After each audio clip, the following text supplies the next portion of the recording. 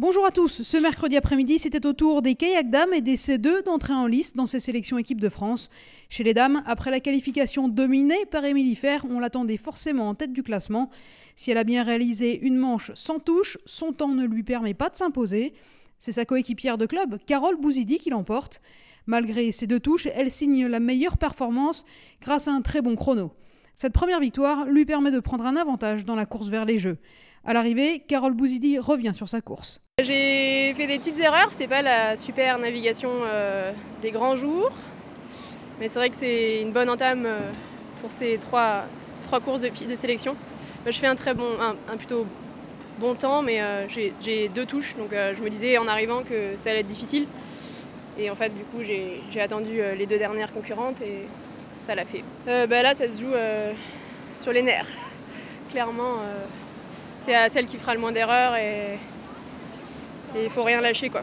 En C2, les regards étaient tournés vers le duo Gargaud-Lefebvre qui s'alignait pour leur 3e et 4e manche de la journée, mais également sur la paire Labarelle-Péchier, vice-champion d'Europe. Une touche de pénalité repousse finalement ces derniers à la 3e place. Fabien Lefebvre et Denis Gargaud doivent se contenter de la 2e place, car c'est Mathieu Péché et Gauthier Klaus qui sont les plus rapides. Pour 1 seconde 60, ils signent la première victoire de ces sélections en C2 et mettent d'entrée la pression sur leurs adversaires.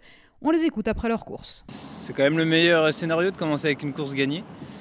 Donc après, ça va suivre son cours, hein, on verra bien demain. Il faut direct se replonger dedans, quoi, finalement. Il faut faire table rase de la course, là, et il y en a une autre demain et une autre après-demain. Donc c'est quand même du soulagement et on peut dire qu'on a bien démarré les sélections. Nous, ce qu'on veut, c'est compter les points à la fin. Et puis donc commencer à gagner maintenant, peut-être qu'on parlera un peu plus de nous. En tout cas, je ne pense pas qu'il y ait de leader dans la catégorie encore en France. On est tous à un très bon niveau international et c'est pour ça que ça fait une belle bagarre maintenant.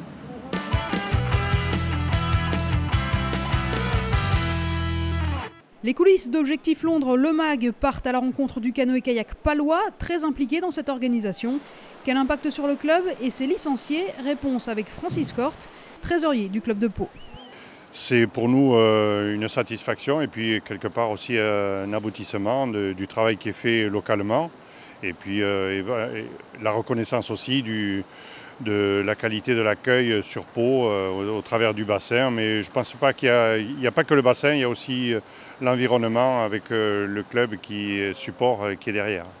C'est important, si j'en juge par les gamins de l'école de pagaie qui étaient au bord du bassin aujourd'hui et qui ont encouragé les cadors locaux, si je puis m'exprimer ainsi.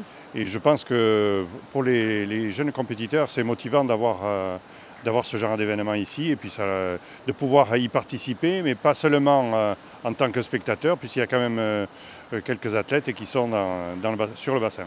Objectif Londres, le MAG vous donne rendez-vous jeudi soir pour revenir sur la 2e course de sélection pour les kayak dames et les C2.